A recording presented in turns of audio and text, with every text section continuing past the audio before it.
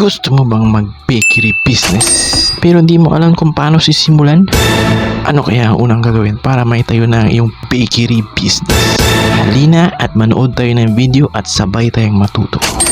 Hi guys! Welcome sa aking channel, si Boy JRP. So ngayong araw na mag-react tayo sa isang video na about paano magsimula ng isang panaderia or bakery business. So without further ado, let's get it on. My name is Janick. Welcome back to my YouTube channel, Pinoy Entrepreneur. So sa video na ito, pag-usapan natin yung how to open or start a bakery business. Let's go! So I'm sure a lot of you is very interested in this topic. So pag-usapan natin yan today. Stay tuned! Kano nga kaya ang kinikita ng isang bakery business araw-araw mga bros, no? Dito sa aming lugar, sobra naglipa na talaga yung mga bakery, no? Kahit saan ka tumingin, may bakery. By the way, kung bago ka lang dito sa aking YouTube channel, huwag niyo pong kalimutan mag-subscribe by clicking the subscribe button below. Subscribe niyo po si Sir. Set. So you mean kailangan may back. So simulan Subscribe natin. niyo po si Sir. So how to start a bakery business? Ililink ko ang channel niya sa description, no? Kung gusto niyo manood sa kanya ng walang komentary, no? So you can check the description and click his link, and don't forget to subscribe to his channel. So let's patuloy tayo. So before you dive into this kind of business, so syempre kailangan mo dyan na meron kang skill set. So I mean, kailangan may background ka sa baking. Syempre, no? Magtatayo ka ng bakery, dapat alam mo yan, or dapat mag-hire ka ng tao na may alam dyan, no? Kasi papasok ka sa isang bagay na wala kang alam,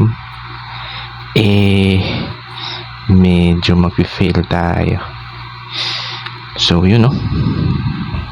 So karamihan sa mga nagiging successful sa ganitong kind of business, mapapansin nyo, mga dating panidero, diba? Ganito yung history ng success sa bakery business eh. Kailangan meron kaya niyan sa TESDA, or anong kurso niyan? Baking? Talaga na hindi ko alam kung anong kurso ng may background ka sa baking. Pwede basta na lang, di ba, magda-drive in ka sa ganitong business na wala kang idea o wala kang background. So the first thing you need to have is yung skill set. So kung wala naman pero gusto mo talaga mag-open ng isang bakery business, so you need to enroll, no? At least sa TESDA meron silang mga offerings sa ganitong kind of. So sa TESDA, no, meron pala, no? Skills, di ba? So pwede ka mag-enroll, or even in culinary, di ba? Meron din silang mga ganitong programs where you can enroll. Then after nyan, natuto ka na, meron ka ng skill set. The second thing you need to do is to evaluate your capital.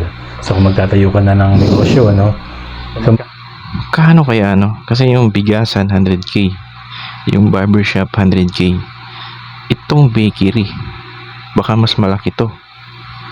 Magkano na ba yung naipon mo? Let's say you're saving for the last 2 years para sa bakery business. So at least kailangan meron ka dito 100 to 150,000. So approximate. Ganun talaga ang mga startup na mga presyuhan, 100k talaga, Yun talaga kailangan talaga natin ng 100k, para magtayo ng mga business. Yun yung napapansin ko 100k talaga ang puhunan. Lang yan, hindi natin alam, depende yan sa laki ng itatayo mong bakery or dun sa mga bibiling mong mga equipments. So second hand, brand new, so yung mga equipments, may kamahalan ng equipment. Kung kayang i-brand new na, kasi yung mga second hand parang paano kung masira yun? Yung brand new kasi garantisadong tatagal kasi brand new pero meron din naman mga second hand na tatagal, pero meron din naman mga second hand na tatagal. So pasortehan na lang, at paano ang gamit sa kung sino ang mas maalaga sa gamit, hindi inaabuso yung gamit sa bakery. ng bakery, ano, yung mga oven. So yan, mga Oven? kailangan mo. Yan yung medyo mas kailangan ng budget. Medyo mahal yung mga ganitong equipments. Mga oven. Kaano kaya yung oven? Yung malaking ano? Yan yung mga mixer, di ba? Mixer. So yan. So number 2, yan nga, evaluate your capital. Okay. Then kung wala ka namang budget or kulang yung budget mo to start a bakery business, so another option, so kung mayroon kang mga very kind or supportive friends or especially your family, so lend you some money para mag-start ka business, di ba? Siyempre nakakatakot yan, paano kung malugi? Huwag ka lang mahihiya, basta Yeah. Ang ina-advise ni sir is umutang ka sa no. Kung pwede bang iwasang umutang, umiwas ka na no. Pero kung wala ka talagang ano, tapos gusto mo talagang mag-business. Kaso lang, kung mag-business ka, paano kung hindi papatok or hindi siya tatangkilikin no? So, ikaw na magbayad ng ano mo. Talo ka na, magbayad ka pa ng utang mo, may interest pa yun. So, kung kaya talagang ipunin no, ang puhunan, tapos yun na ang ano mo, kasi pag nag-fail yan, so mawawala yung pera mo pero hindi ka nalubog sa utang no. Good. Mahirap talaga magkaano, dapat talaga marunong mag-ipon. you're sure dito sa business mo na papasukin mo, meron kang business plan, so mahirap kasi mangutang sa business. Yung business plan mga bro, napag-aralan na namin yan eh. Kailangan may ano ka dyan, goal, description ng business mo, saan ang location mo, basta nandun lahat ng information about sa business mo, sino ang mga competition mo dyan sa lugar na yan. So dun sa business plan nandun yan no. Nung college ako, gumawa kami ng business plan eh, tsaka sinulat namin dun yung mga ingredients, meron pa kaming goals dun. Business, di ba? Siyempre nakakatakot yan, paano kung malugi? Yeah. Di ba? Ganyan ang mga naiisip ng mga entrepreneur eh. So it's better kung mas maganda kung meron kang nakalaang budget. Wala talagang kasiguraduhan ng mga negosyo no, kasi pag nagnegosyo ka, hindi naman ano yun eh, hindi guarantee na magiging successful yan. So dapat talaga mag-ano na pag-aralang mabuti para sa iyong negosyo. So yan, yung capital. Then if you have the capital already, then nandyan naman yung kailangan mong gawin is yung find the suppliers, ano, yung mga supplies, of course yung mga ingredients mo, saan mo kukunin yan. Yeah. So you need to do a research on these things, ano, ingredients, then even dun sa mga equipments na gagamitin mo sa iyong bakery business, kung saan baka pwede umorder sa online no, Lazada, Shopee, pwede kaya. makakakuha ng mga yan. Then kung gusto mong makapag-save ng money, then pwede ka namang bumili ng second hand, basta good working condition ng kailangan mong makuha, no? Mahirap yung magkaroon ka pa ng sakit ng ulo dun sa mga equipments na yan na pagkabili mo may mga depekto pala, di ba? So kailangan makapaghanap ka ng magandang suppliers. If brand new, mas maganda rin, di ba? Wala masyadong sakit ng ulo. Yeah. Basta kung saan ka makakatipid at kung saan sakto yung capital or yung budget. So, i-itemize mo kung ano yung mga kailangan mo, write it down, no? So, yan. Find the suppliers. Then, number 4, ito yung pinakamahalaga. Find the perfect location for your business. Ayun. So, in any business, Pinaka-perfect na location ito, tabi ng daan eh, sa highway. Naku po, kada lingon mo may bakery.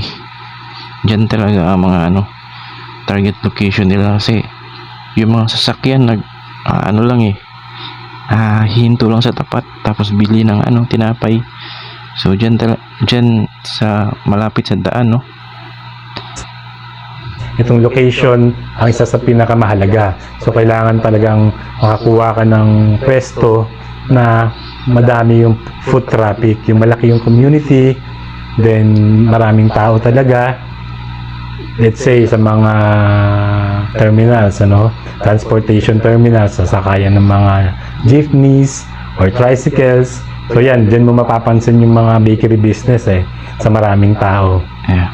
So kung gusto mo ring makasave, kung yung area mo naman, let's say yung bahay nyo, maganda yung community niya, madaming tao, na you're sure na magiging okay ang bakery business dyan sa bahay nyo. So if you want to save money, huwag ka nang kumuha ng pwesto para hindi ka muna maglalabas ng malaking halaga.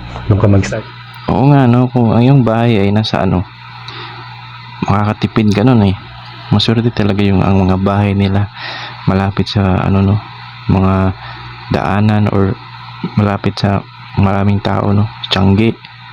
May mga bahay-bahay rin yan, Pero I'm sure yung mga bahay-bahay dyan, kung magre-renta-renta ka dyan, ang mahal. So, kung may-ari ka ng bahay malapit sa may maraming tao o daanan, sobrang ganda nun, bro, kung magtatayo ka ng bakery.